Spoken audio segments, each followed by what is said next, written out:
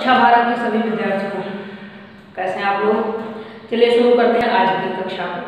कल जैसा कि हम लोगों ने ब्रज भाषा, राजस्थानी भाषा और मैथिली भाषा के साहित्य किस तरह से दृष्टिकोण में आए, किस तरह से समझ में आए, कहाँ कहाँ उनकी पहचान हुई या कौन कौन सी किताबें प्रमुख उल्लेखनीय रही, इसके बारे में हमने पढ़ा।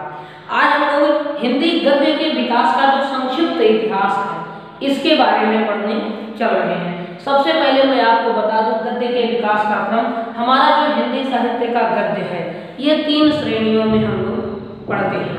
प्रथम श्रेणी, मध्यम श्रेणी और उत्तम श्रेणी। प्रथम श्रेणी का गद्य क्या है, आप लिख भी सकते हैं कि गद्य का प्रयोग 3 श्रेणियों में या 3 प्रकार से होता है।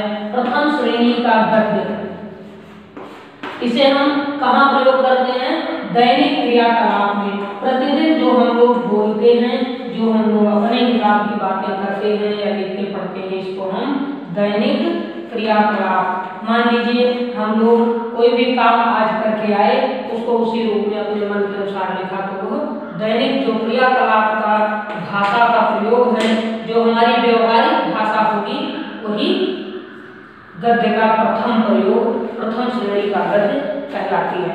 दूसरी श्रेणी जो आपकी होती है उसमें हम इतिहास, दर्शन और विभिन्न ज्ञान विज्ञान की चीजें लिखते हैं, जिसको हम मध्यम श्रेणी का गद्य कहते हैं।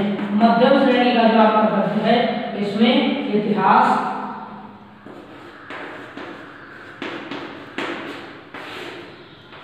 दर्शन शास्त्र, फिलॉसफी इसे कहते हैं, ठीक है, ज्ञान विज्ञान जो भी है, बहुत सी चीजें जो दूसरी भाषाओं के शब्दों और दूसरे साहित्यों पर आधारित होता है। जैसे आप गणित पढ़ रहे हो, आप भौतिकी, रसायन, जीव विज्ञान आदि से कुछ संबंधित पढ़ रहे हो, तो जो वो चीजें होती हैं आपकी, वह इस मध्यम श्रेणी के गद्य के अंतर्गत ली जाती है। इसके बाद जो आपका सबसे शुद्ध रूप होता है साहित्य का, उसको कहते हैं उत्तम श्रेणी का गद्य। ठीक है, इसमें क्या है, शब्द सौष्ठव होता है। शब्द सौष्ठव मतलब शब्दों की सुंदरता, ठीक है, शब्द सौष्ठव और भाषा की शुद्ध अभिव्यंजना के रूप में हम इसे शुद्ध साहित्य के रूप में पढ़ते हैं। आप ऐसे लिख सकते हैं, शुद्ध साहित्य के रूप में। जैसे आप आचार्य रामचंद्र शुक्ल, हजारी प्रसाद द्विवेदी और आचार्य महावीर प्रसाद द्विवेदी को पढ़ेंगे तो उनका जो शुद्ध साहित्य के रूप में गद्य का प्रयोग है वो आपको यहाँ पर मिल जाएगा। ठीक है, शुद्ध साहित्य के रूप में। इस तरह से गद्य की ये 3 श्रेणियां हैं। प्रथम श्रेणी का गद्य जो हम दैनिक क्रियाकलाप में भाषा को जो बोलते हैं वह है। मध्यम श्रेणी का गद्य जो इतिहास, दर्शन, ज्ञान विज्ञान की चीजों में या अन्य किसी भी भाषाई ज्ञान के विषय में जो हम बोलेंगे वह होगा। तीसरी श्रेणी का, सर्वोत्तम श्रेणी का, सर्वश्रेष्ठ श्रेणी का, जो उत्तम श्रेणी का गद्य है वो शुद्ध साहित्य के रूप में ही हम पढ़ते हैं। ये तो था गद्य का रूप। देखिए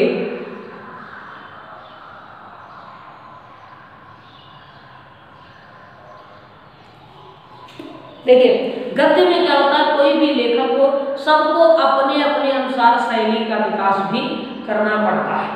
अब गद्य का विकास तभी होगा जब अलग अलग शैली होगी। अगर सभी लोग एक ही शैली में लिखते रहे तो सबकी शैलियां एक होने के कारण गद्य बहुत आगे तक नहीं जा पाएगा। जैसे जैसे चाहे वो कवि हो, चाहे वो लेखक हो, चाहे वो किसी भी मतलब विधा के लेखक हो, वो निबंध लिखते हो, उपन्यास लिखते हो, कहानी लिखते हो, नाटक लिखते हो, पत्रों का संकलन करते हो, डायरी लिखते हो या कथा, इसी तरह कोई भी कवि हो, किसी भी छंद में लिखता हो, सबकी अलग अलग शैलियां होती हैं। ठीक है, चाहे प्रेमचंद हो, चाहे जयशंकर प्रसाद हो, चाहे आचार्य रामचंद्र शुक्ल हो, जो शुरुआत के हमारे लेखक हुए हैं हिंदी खड़ी बोली गद्य के, इन्होंने जो लिखा इसके आधार पर हम बात करें तो इन्होंने अपने अनुसार अलग अलग शैलियों का विकास किया है। और कोई भी लेखक हो उसको अपनी एक नई शैली अपनानी पड़ेगी, अन्यथा वो दूसरे की नकल करने वाला ही माना जाएगा। तो इस तरह से 3 शैलियां भी आई हैं। देखिए विज्ञान और 1 मिनट तीन शैलियों का प्रयोग किया गया गद्य में। पहले हम उनको देख लेंगे। शैलियाँ आपकी हैं वर्णनात्मक शैली, विवेचनात्मक शैली और भावात्मक शैली। आप देखिए यही तीन शैलियाँ आपको गद्य में प्रायः मिलेंगी सभी लोगों की, तो हम लोग लिख लेते हैं। तीन शैलियाँ आप इसी में लिखेंगे। हिंदी गद्य की विभिन्न शैलियों को में तीन प्रमुख शैलियाँ प्राप्त हुई हैं। पहली है आपकी वर्णनात्मक,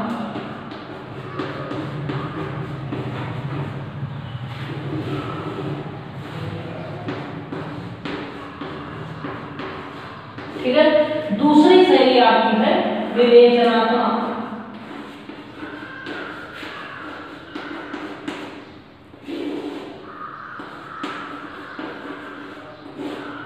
और तीसरी शैली जो आपको हिंदी साहित्य में मिलेगी वो है भावात्मक शैली।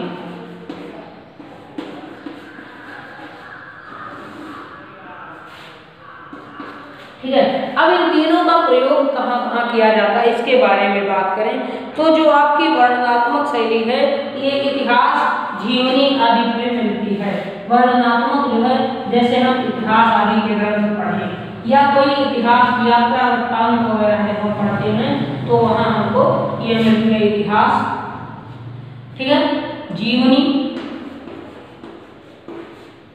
और यात्राओं में यात्रा विवरण अगर हम पढ़ रहे हैं तो उसमें जो को वर्णनात्मक शैली मिलती है क्योंकि उसमें हम वर्णन करते हैं, विवेचना नहीं। विवेचना और वर्णन में अंतर।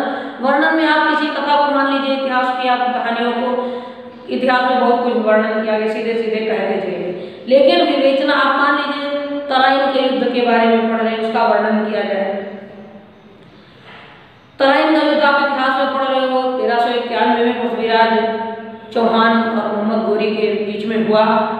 उसके बारे में आपको दो चार चीजें लिखी जाएंगी। इस युद्ध में 91 में हुआ तो प्रथम युद्ध में पृथ्वीराज विजेता रहे, द्वितीय युद्ध हुआ तो उसमें पृथ्वीराज हार गए, मोहम्मद गोरी ने बंदी बनाया, उनको दंड दिया, ऐसा वैसा तमाम चीजें। लेकिन जब आप विवेचना करेंगे तो उसमें इतना कृषिक वर्णन लिखेंगे, तनिक तनिक भर। पृथ्वीराज की सेना में 10,000 हाथी थे, 1,000 घोड़े थे, 6,000 पैदल थे, कितने भाले वाले योद्धा थे, कितने तीरों के योद्धा थे, कितने तलवार के योद्धा थे। गजनवी की वो सेना में कौन कौन आया, मोहम्मद गोरी के साथ मतलब, और कितने कैसे कैसे योद्धा, हर दिन की लड़ाई कैसे हुई, कौन से अस्त्र चले, कैसे बंदी बनाया, किस तरह से बांधा, किस तरह से ले गया, वहाँ एक एक दिन की घटना जब सब कुछ लिखेंगे कुछ भी नहीं छूटेगा तब वो विवेचना है। ठीक है। आप अपने दैनिक क्रियाकलापों को लिखते हैं, 8-10 बातों में पूरा कर देते हैं। सुबह उठे, नित्य कर्म, फिर अपना ये काम किए, वो काम किए, खाना खाए, पढ़े लिखे, ऐसे ऐसे खत्म। लेकिन जब आप एक एक शब्द को लिखने जाइए, आप पढ़ने बैठे तो उसके बारे में लिखे कि मैं जयशंकर प्रसाद को पढ़ रहा था, उनकी कहानी ममता को पढ़ रहा था। ममता में उन्होंने लिखा है कि रोहतास दुर्ग के प्रकोष्ठ में बैठी हुई, तमाम पूरा शुरू करके चले जाए, ममता लिख डालिए उसमें एक में दूसरे। ये विवेचना होती है, बहुत विस्तृत व्याख्यात्मक रूप होता है।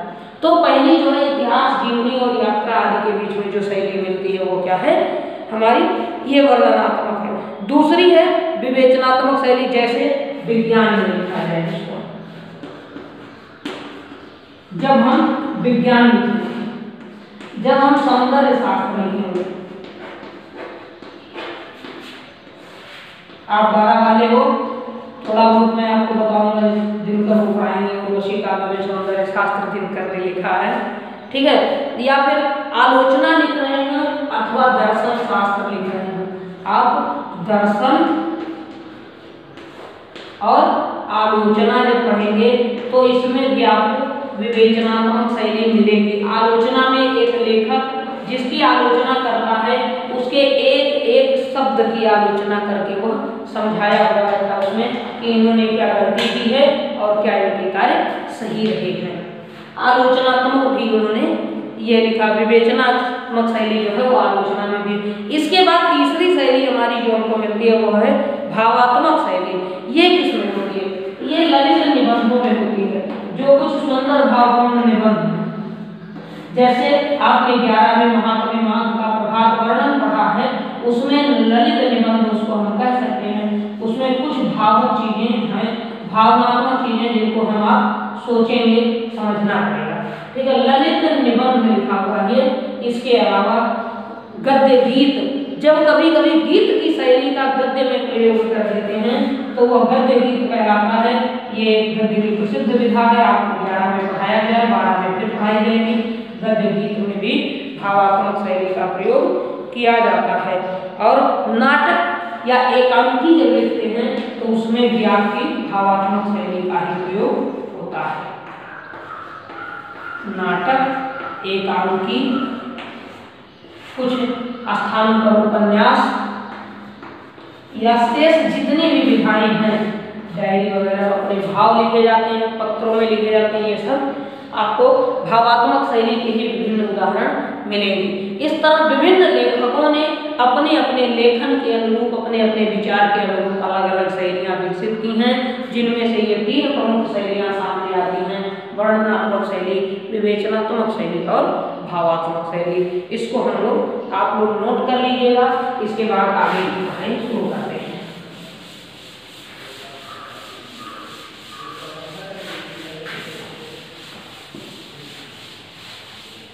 ध्यान दीजिए, हम लोग जब करते हैं तो अब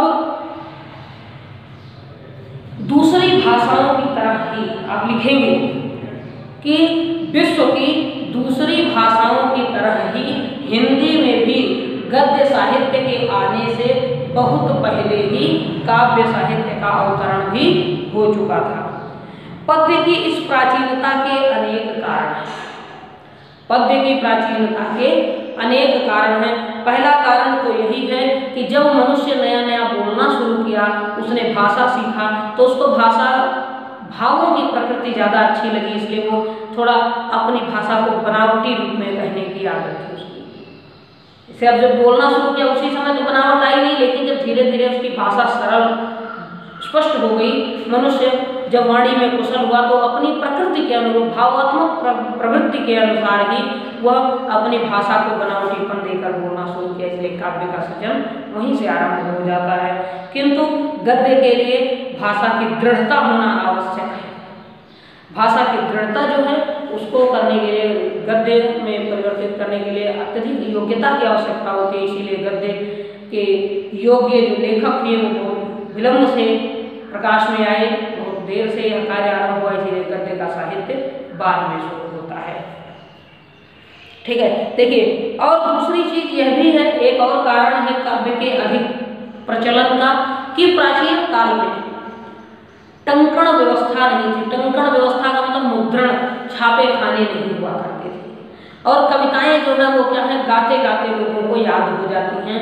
कहानियां या गद्य आसानी से भूल जाते हैं, जबकि कविताएं लय ताल के अनुसार जब रट जाएं, याद हो जाएं, तो बरबस के मुंह से निकल पड़ती हैं, कविता भूलती नहीं।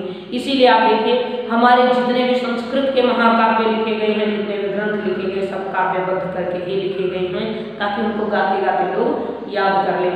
जैसा कि आपको ऋग्वेद का मैंने जो मंत्र आपको सिखाया था, जो आपके विद्यालय में प्रार्थना सभा में पढ़ा जाता है, शांति पाठ का मंत्र, वह भी संगीतबद्ध ही करके लिखा गया है। जैसा कि आपको एक बार चलिए मैं सुना देता हूँ, थोड़ा सा आनंद आप लोग लीजिए। कहते हैं, ओम द्यौः शांति अंतरिक्षं शांति पृथ्वी शांतिरापः शांतिः ओषधयः शांतिः वनस्पतयः शांतिः विश्वे देवाः शांति सर्वं शांति सामा शांतिरेधि। ओम शांति शांति शांति ओम। इस तरह से महाकाव्य भी जो प्राचीन काल के लिखे गए वो भी छंदबद्ध कर दिए गए थे, जिससे रट करके इसको याद करने में सरलता। इसके बाद जब मध्यकाल आता, जहाँ आपको मिलेगा काव्य के इतिहास में मध्यकाल आया, उस समय तक भी गद्य बहुत अधिक प्रचलन में नहीं था, काव्य ही अधिकांशतः लिखे जाते थे। उस काल में आप देखिए, कबीर जैसे संत हुए तो उन्होंने भी दोहे में कविता लिखी है, उन्होंने अपनी बात सीधे गद्य में ना कही बल्कि कविता में कह दी। तुलसीदास जी तो काव्य सम्राट है, ये आपने रामचरितमानस जैसा महाकाव्य लिख डाला उन्होंने, आप पढ़ते हैं। अब उसमें कुछ आगे बताने की आवश्यकता नहीं है। आपको आपके कोर्स में जो पिछले साल 10 में आपने तुलसीदास को भी पढ़ा है, 9 में कबीर को पढ़ा है और 11 में आपने कबीर को पढ़ा, फिर आकर के तुलसी को भी आपने 11 में ही पढ़ा है। तो हम लोग यहाँ बात कर रहे थे इस भाषा में क्यों काव्य अधिक प्रचलन में आया, क्योंकि दो व्यवस्थाएं, पहला अपनी भावात्मक प्रकृति के कारण मनुष्य गीतों की ओर अधिक आकर्षित था, इसलिए काव्य में अधिक उसकी रुचि बढ़ी और काव्य साहित्य पहले आरंभ हुए। दूसरा, मुद्रण व्यवस्था न होने के कारण, छापे खाने की व्यवस्था न होने के कारण लोग अपने साहित्यों को गीत के माध्यम से रट लेते थे, याद कर लेते थे और इस तरह काव्य सबसे पहले प्रचलन में आ गया है। देखिए, पद्य चूंकि एक निश्चित लय और ताल में होते थे, इसलिए ये सरलता से कंठस्थ हो जाते थे। आप जानते हैं पद्य की यही परिभाषा है कि लय ताल से बद्ध रचना ही पद्य है। ये कंठस्थ होने में आसान था, ये आसानी से याद हो जाते हैं, ठीक है। किंतु गद्य जो है ये दृढ़ और बहुत ही मजबूत भाषा शैली में लिखे जाने के कारण, सशक्त शैली में लिखे जाने के कारण याद करने में कुछ क्लिष्ट होते हैं। देखिए, इसीलिए प्राचीन काल के मानव ने ज्योतिष विज्ञान और आयुर्वेद जैसे सभी विषयों से संबंधित अनुभव सामग्री को काव्य में ही लिखा है, जो भी मनुष्य का ज्ञान था और भविष्य की पीढ़ियों के लिए संचित किया था। परिणामतः कई शताब्दियों तक पद्य की ही प्रमुखता बनी रही, पद्य ही अधिक प्रचलन में रहा। बाद में कुछ हमारे विद्वान हुए जिन्होंने उसी पद्य को गद्य में अनुवाद करना शुरू कर दिया और अपनी भाषा में लाकर सामने रखा। फिर धीरे धीरे विद्वानों के एक के बाद एक अनुगामिता बढ़ती रही, एक विद्वान के पीछे चलने वाले सैकड़ों हुए। उनमें से कुछ परम श्रेष्ठ मूर्धन्य लोग जागे और उन्होंने नई शैली को ही जन्म दे दिया, गद्य की शैली। तो इस तरह से हिंदी गद्य उपयोग में आ गया। आज सृजनात्मक और उपयोगी दोनों ही प्रकार का साहित्य बहुत भारी मात्रा में हमारे पास उपलब्ध है। गद्य के साहित्य का पर्याप्त भंडार है। आप देखिए, लेख, निबंध, प्रबंध, आलोचना, कहानी, उपन्यास, नाटक, एकांकी, पत्र, डायरी, जीवनी, आत्मकथा, रेखा चित्र, संस्मरण और विभिन्न विधाओं से हिंदी का गद्य इतना ज़्यादा सजा हुआ है कि सबका वर्णन करना एक साथ आसान नहीं रह गया है।